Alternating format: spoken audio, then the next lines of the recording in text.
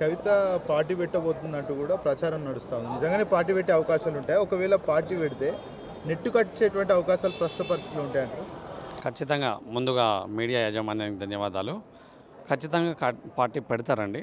ఎందుకంటే ఇప్పుడు ఉన్నటువంటి సినారియో అంతా కవితక్క చుట్టే నడుస్తూ ఉంది. కవితక్క అనేటువంటిది ఒక చాలా చాలా ఎంత గట్టిగా వస్తుందంటే అంత చాలా స్ట్రాంగ్గా వస్తుంది. ఇప్పుడు ఖచ్చితంగా కొత్త పార్టీ పెడతారు.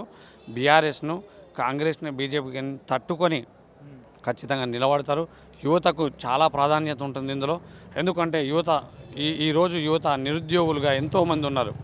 ప్రతి ఒక్కరిని మా పార్టీలో మేము మమేకం చేసుకుంటాం, వాళ్ళని దగ్గర చేరదీస్తాం, వారి యొక్క సమస్యలపైన మేము మాట్లాడే కాదు. కవితకు ఆల్రెడీ జాగృతి ఒక సంస్థగా ఉన్నప్పుడే మేము ప్రెస్ క్లబ్లలో కావచ్చు, తర్వాత అమరవీరుల స్థూపం దగ్గర కావచ్చు, నిరుద్యోగుల కోసం ఎంతో, అదేవిధంగా చిక్కడపల్లి లైబ్రరీలో కావచ్చు, కవిత గారు నిరుద్యోగుల కోసం ఎంతో చేశారు. సో లీగల్గా చేస్తూ ఉన్నారు.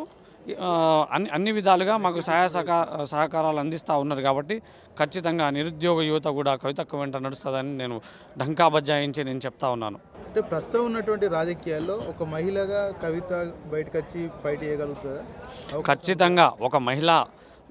ఆనాడు తమిళనాడులో జయలలిత గారు అది ఏ విధంగా అయితే అసెంబ్లీ సాక్షిగా తాను రాజీనామా చేసేసి అక్కడి నుంచి నేను ఒక శక్తిగా తిరిగి వస్తానేటువంటి శపథం చేసి జయలలిత గారు వెళ్ళారో, ఈరోజు అదే సినారియో కరెక్ట్గా అదే విధంగా కవితక్క గారి పైన వీళ్ళు అన్యాయంగా బయటికి గెంటేస్తే కవితక్క గారు కూడా ఆ పార్టీ ఇచ్చినటువంటి పదవికి రాజీనామా చేసేసి తాను ఒక శక్తిగా నేను మళ్ళీ తిరిగి వస్తానేటువంటి శపథాన్ని చేశారు. కాబట్టి అంత ఉద్యమ పటిమ ఉన్నటువంటి నాయకురాలని చెప్పి నేను కవితక్క గారిని తెలియజేస్తా ఉన్నాను. జాగృతి జనం బాట కూడా నడుస్తూ ఉంది. ప్రజల ఎట్లా ఉంది ఆదరణ?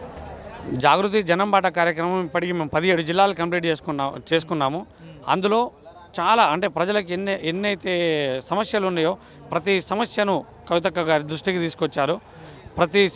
ప్రతి సమస్య ఏంటంటే రిజర్వాయర్ల సమస్య చాలా ఉంటుంది. ఆ ముంపుకు గురైనటువంటి గ్రామాలు కావచ్చు, ఎర్రవల్లి రిజర్వాయర్ కావచ్చు, తర్వాత చాలా రిజర్వాయర్లు ప్రతి ఒక్క డిస్టిక్లో ఉన్నటువంటి ప్రతి రిజర్వాయర్ని మేము విజిట్ చేశాం. అందులో ఆ ముంపుకు గురైనటువంటి వ్యక్తులకి ఇప్పటివరకు కంపెన్సేషన్ ఇవ్వలేదు. దాంతోపాటు చాలా ప్రదేశాల్లో డంపింగ్ యార్డులు ఉన్నాయి.